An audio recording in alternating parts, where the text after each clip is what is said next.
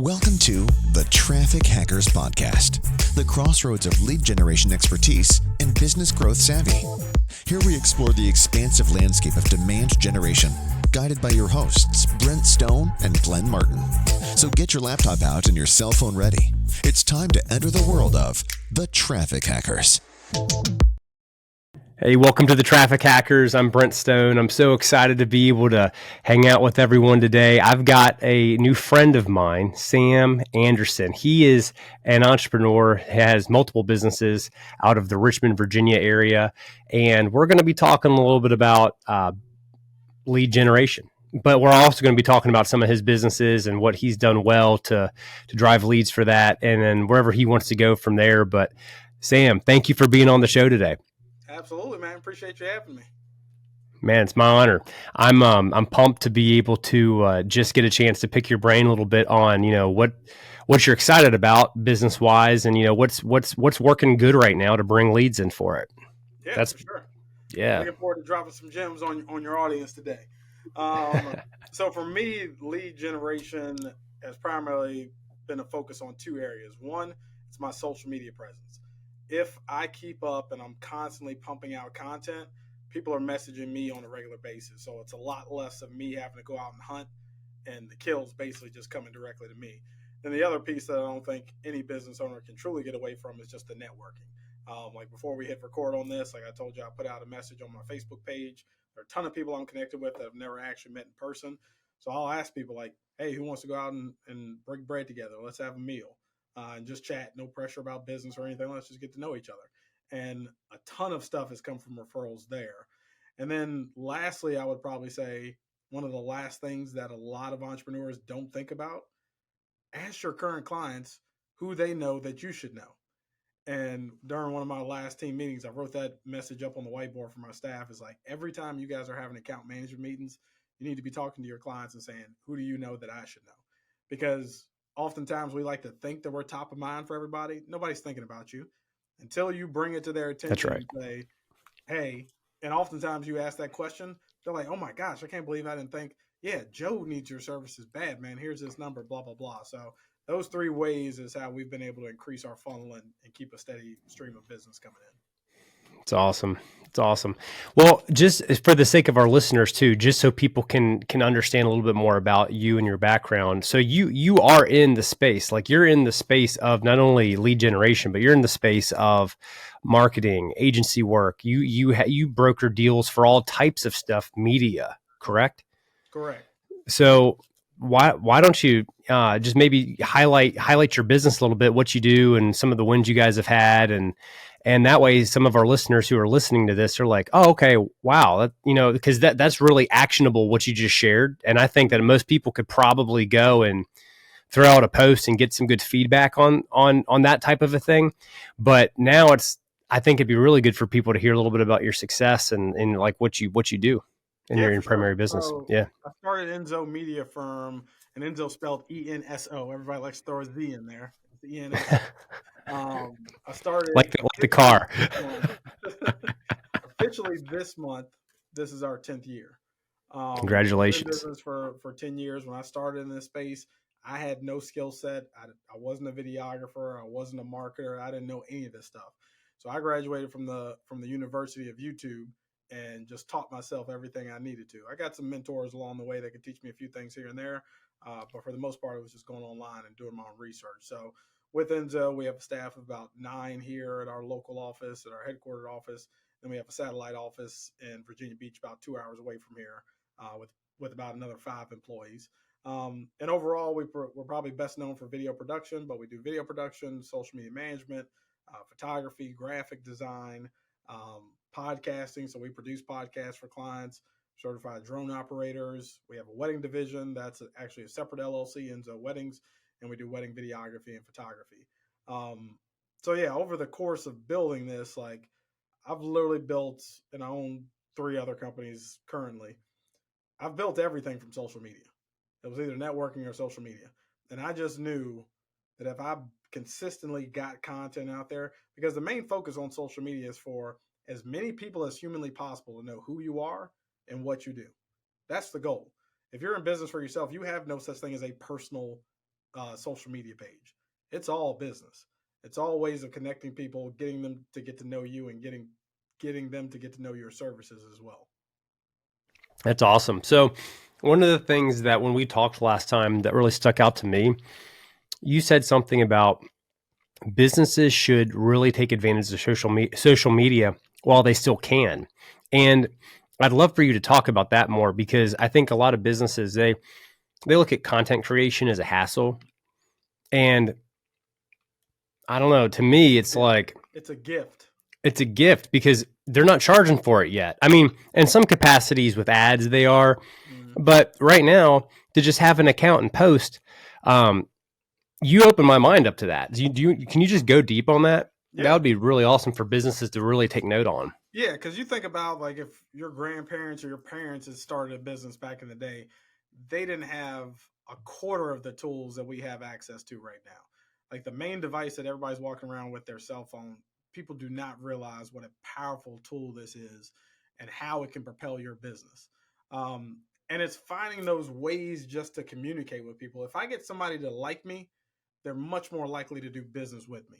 So, as an example, today is the first day of Black History Month. And at my office is currently me and one other person of color. And today we made a quick reel where, like, my VP came in my office. He's like, "Hey, Sam, I'm swamped. Can you help me with this video?" And I turn around in my chair and I was like, "Man, it's Black Friday or Black History Month. You better get out of here." And then one of the other people goes and my other guy, CJ's office, and like, "Hey, man, can you help me in the studio with something?" He's like, "I don't know if you know this, but it's Black History Month, so no." And then the last scene, we have them all moving a bunch of furniture, and they're yelling out in the hallway. They're like, "Sam, CJ, can you guys help us? We're trying to get ready for this big meeting." And we crack a soda and we look at each other. We're like, "Man, miss me with that. It's Black History Month." And then we do this evil laugh and just walk off. That video I just posted a couple hours ago, that's going crazy on my socials right now. Again, nothing to do with what we do professionally, but people are going to look at that piece of content and say, "Man, that was hilarious. I wonder if they have any other content like this." And then they start to look through our profile and say, "Oh, this is actually what they do. You know what? I need a company that provides this service." So that value-driven component of what it is that we can do with social networks, there are only two reasons somebody's going to stop on your post. One, they're being educated, or two, they're being entertained. If they feel they're being sold to, they're going to continue to scroll past it. So getting creative with that, because if you look back in the day, the only option our parents and grandparents had was taking out an ad in the yellow pages or the newspaper, or doing TV ads or radio or billboards, all very expensive forms of social media. If you think about it, for you to market on a regular basis, it only costs you whatever your cell phone bill is. That's all it is. And Matt, I'll go a step further. You don't even need a cell phone bill. If you have a cell phone and you get internet access somewhere, you can go to McDonald's and connect to the Wi-Fi. You can sit there and upload your content. So, like, it's literally gotten so cheap and so accessible for everyone. But I think we're in this society where we're spoiled by the capabilities that we have. So right now, and that's what I mentioned to you before, where I feel there will ultimately come a time where business owners are going to have to pay just to even have an account on Facebook or Instagram or anything. Right now, it's free. So you should be all in building that business, building that brand while you can. Yeah, that's so good. I used to make the argument all the time that, a lot of time people buy off of emotion. That I'm talking to like people that say they buy logically, but they don't. Nobody buys logically. Mm-hmm. And it's just case in point. If you're producing content where all of a sudden you got this like really awesome reel that you just did and people can identify with it, and then all of a sudden they catch themselves scrolling through your feed and seeing all the other things that you do, they're already 10 times more likely to buy from you because 100%. Yeah, I mean, because they like you. Yeah, it's building that rapport with somebody. Like, people get the feeling that they know. Like, I sat down with somebody at lunch the other day, and she brought a present for one of my kids, and she's like naming them by name. She's never met my kids before, but people feel like they know you because of how open you're willing to be on social media, and it's only benefited me. Like, obviously, there can be some ugly sides to that. If you're a female listening to this, look, I know what females go through on social media. It's nothing compared to what a guy does. Like, the private messages and stuff they're getting that's completely inappropriate happens to them all the time. But it's just part of building a brand and getting your name out there. You got to kind of siphon through some of the crap. Yeah. Yeah. It's just crazy. It's like the wild, wild west. But if you're willing to push through all of the junk and use this tool for what it is and just see the value in it, let's just pretend like, oh, I have to pay $50 a month for my business Facebook page. You'd probably treat it differently. You'd probably, $50 doesn't seem like that big of a deal, but right now it's not overhead that you have to spend. So if you're a business and you're not taking advantage of it, it's just, it's a miss. And the other part too is if social media and marketing is a chore for you, then don't do it. But don't ignore it. You need to hire a professional. Like, if the roof collapses on my house, I could sit there and say, oh well, we'll just like patch it up a little bit, blah, blah, blah. I can choose to get up on the roof and try to hack it and figure my way around it, or I can hire a professional and know that it's going to get done right and I don't have to think about it. And the majority of entrepreneurs in that space where they're really good at what they do. They know how to create income, generate things around this. They know how to run a business. But when it comes to the marketing component, it just becomes a chore for them. And it's one of those things where it's like every day they're like, oh, I know I need to get a post out. I'll do it later.